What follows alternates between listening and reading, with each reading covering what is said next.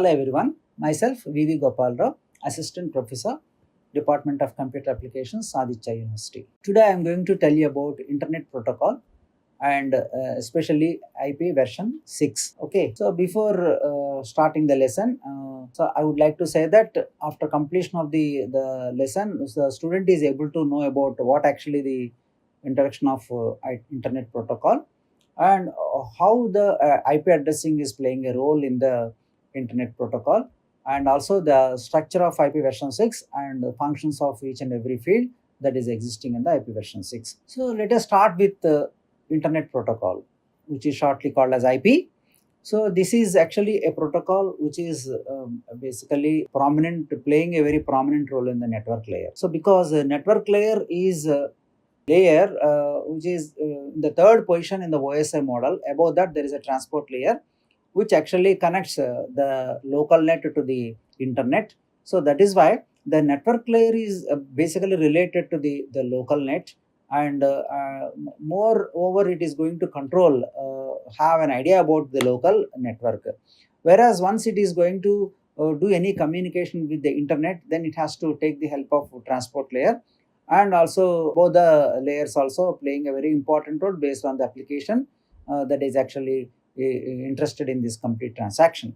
So that is about the actual role of network layer in the overall OSI model. But in the internet, of course, in the network layer, the internet protocol is playing a very important role, because it's a protocol which follows certain rules by which the data communication can be conducted successfully. So in this, the internet protocol is the principal network layer protocol used to deliver packets between hosts across different networks. Because once the transaction is taken place, then the packets will travel from host to host and finally reach to the destination. So any device between the exact the source and the destination can be here referred as a host. So here the host can take part in the communication, so that they can take the information from the neighboring host, and they can forward the information based on the actual the way or the path that is available, okay, on the other side. So that is why this particular internet protocol is playing a very important role in the data communication to see the transaction should be conducted in a successful manner. So of course it provides a connectionless service and will not give any guarantee about the delivery portion, and also it will not take any it will not give any guarantee that the order the actual the way the packets are released, the same order they go to the destination or not, so it will not give any guarantee about that. So no ordering guarantee is possible in this case of the IP version 4 and basically IP protocol. And also moreover the error detection is also error detection is possible, but error correction is not possible in this case of the internet protocol. Of course, internet protocol is a very important protocol which provides the connectionless service, and also it will not give any guarantee that the delivery is done in a proper manner, and also the proper order that is actually released from the source. Actually, the same order may not be carried out to the destination, and also it will not actually give any guarantee for the error correction. So that is about the brief information regarding the internet protocol. And the next part is called IP addressing. So addressing is something a kind of mechanism we are going to follow to identify the device that is there in the actual transaction that is taking place. So because the information or the message will be generated from one device and it is to be carried to the destination device. So meanwhile there are so many devices that are taking part in this carrying the information, so that there should be proper mechanism to identify exactly to whom it is to be delivered. So for that the addressing concept is very useful for us. So this IP is in the internet protocol. In the host wants to send a datagram, it passes the datagram to its link. So a link is here nothing but a channel in which the data can travel. So now the data once it is in the link and it has to travel to the other side, and of course the boundaries between the host and the link can be here referred as an interface. So interface is useful to carry the information from the source to the destination. So by taking so many hosts, it can able to reach to the destination finally. And each host or router interface can send and receive IP datagrams. Router is a device, of course. Already you have seen the role of a router, the functions of a router, and what are the basic major components of router also you have seen in the earlier session. But of course, out of all the responsibilities, router is having two important things it has to follow. One is called as the allowing the packet to travel in the best path, and also it is also having one important functionality, that is called it is going to provide a temporary connection between the devices. These are the two important things the router will follow. One is called as providing the best path, and also going for the actual thing, that is called the router is going to provide a temporary connection between the devices. So that is the major important function as far as the router is concerned.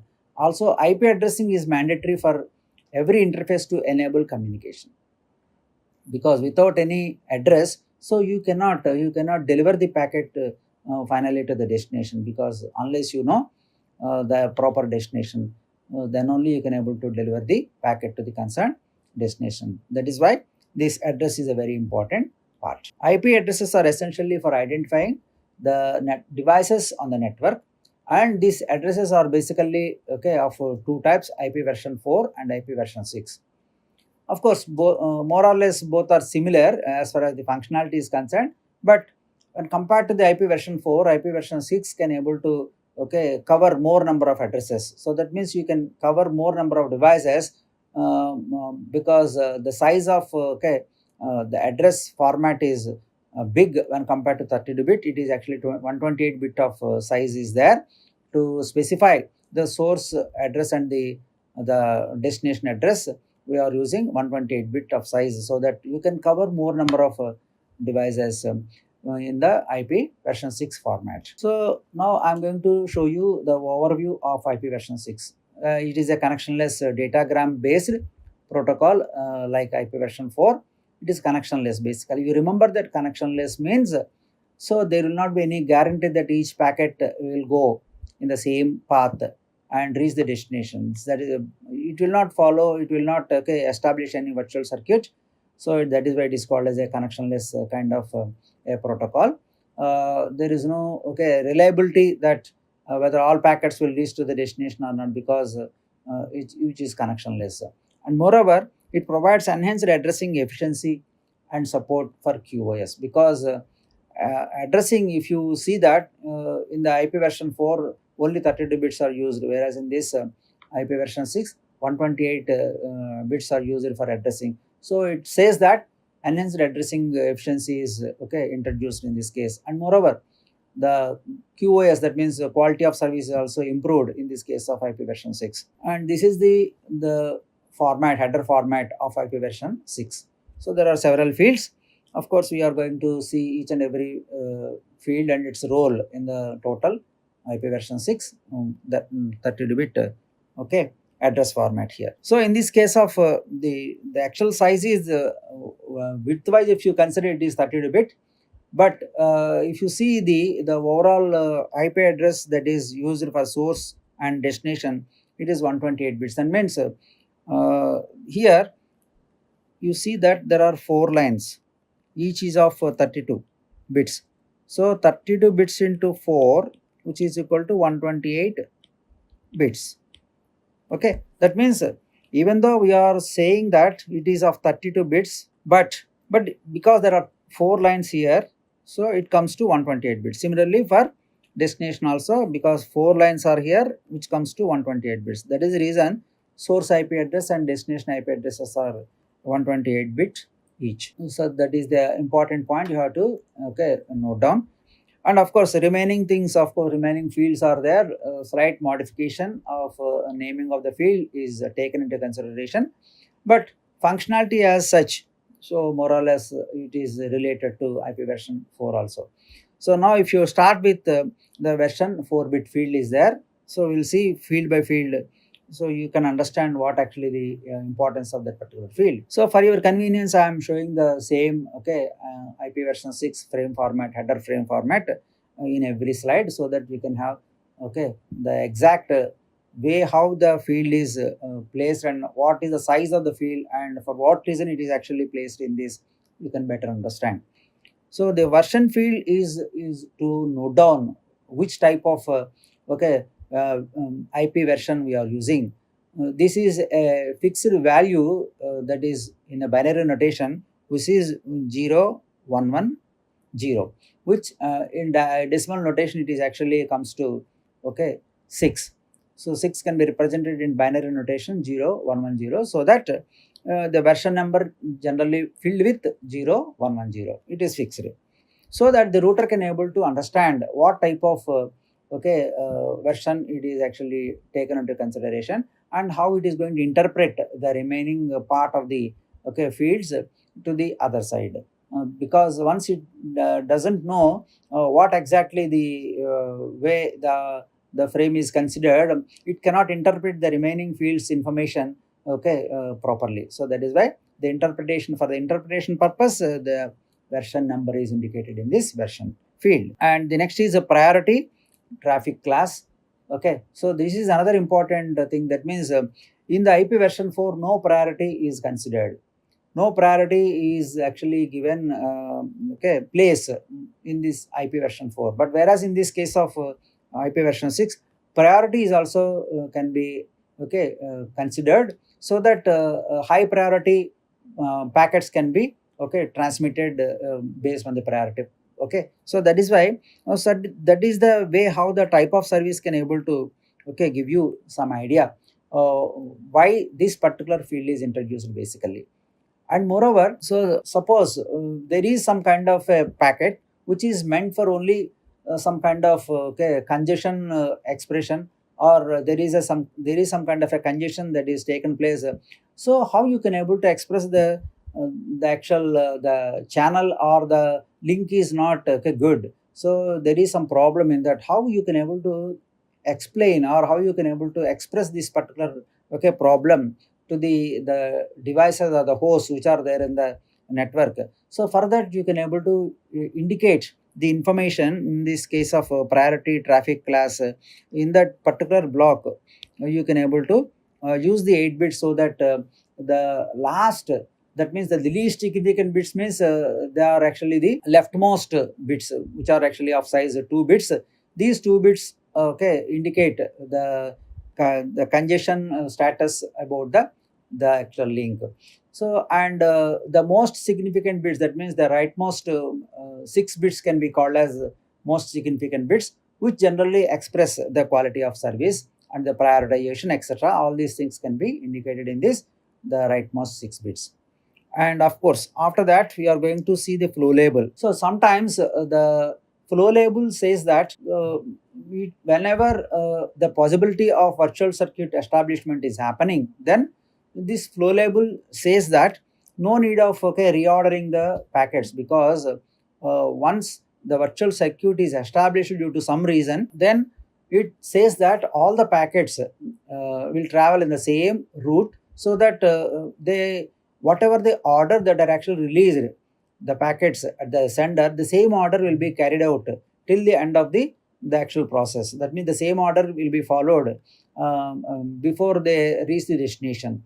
So the destination can able to understand, it can collect all the packets in the same order, so that it can get the message at a single stretch, just like the message that is released at the sender. So that is why this particular flow label field is going to ensure that whether to reorder the packets or not. If flow label is filled with the proper value, then based on that, the flow label says that no reordering is possible, because there is a possibility of virtual circuit. By that, the packets are following the same order in what way they are released, and the same order will be taken into consideration at the destination. And the other field is called as a payload length.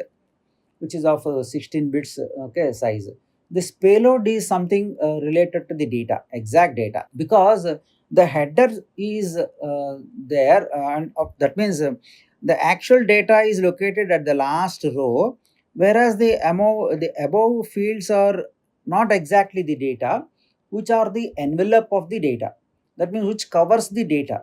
So that is why, so the actual data should be expressed, otherwise how do you understand what actually the header part and what actually the data part? Definitely there is a problem to identify exactly the data part. So that is why this payload length specifies that the size of the payload, that means the data plus optional extension headers all together, whatever the size that is actually meeting, because sometimes the optional headers, suppose if you are not taking into consideration, because that row can be, that row can be ignored, then automatically the header size will be reduced. So that is the reason.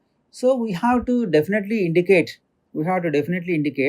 how many 32-bit rows are considered for every transaction. So based on that, you have to specify what exactly the size it is going to meet. Based on that, the payload length can be extracted by separating the header part. So that is why this payload length is very useful to exactly identify the data part among the payload. In that, the header is also there, the header can be separated so that the data can be identified based on the payload length field. That is a very important thing. Next is next header, because this next header field is used to say specifically about what protocol is going to actually considered in this particular case. That means above the network layer there is a transport layer which is going to use certain protocols called TCP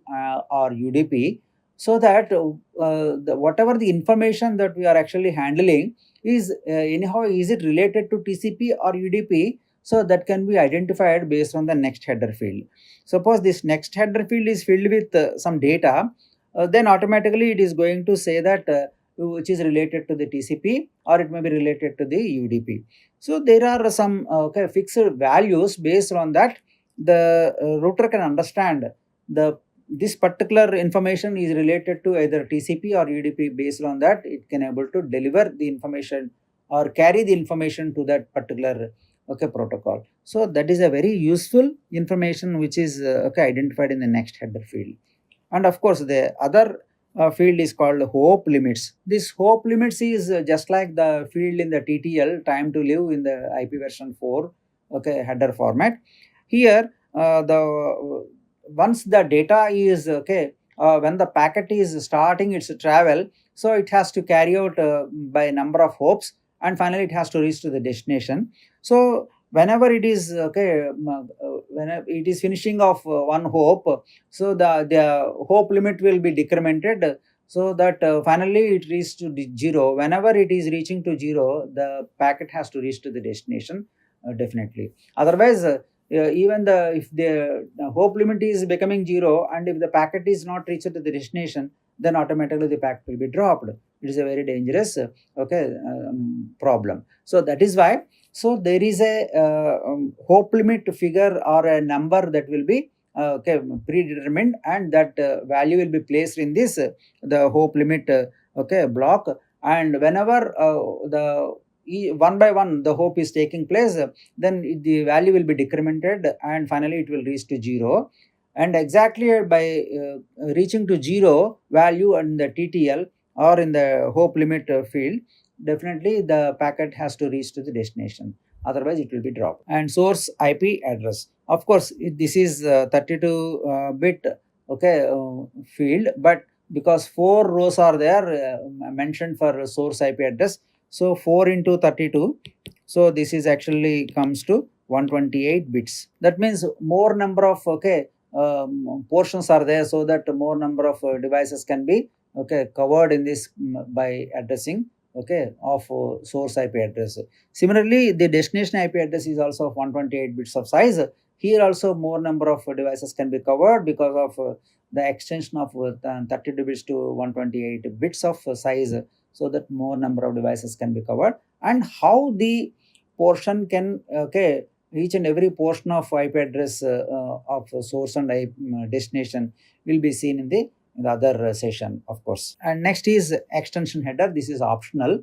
So whenever additional, okay, headers are necessary, or optional fields are necessary, okay, due to some reason, suppose if you want to go for some other priorities, then you can able to use these extension headers, and that is also possible.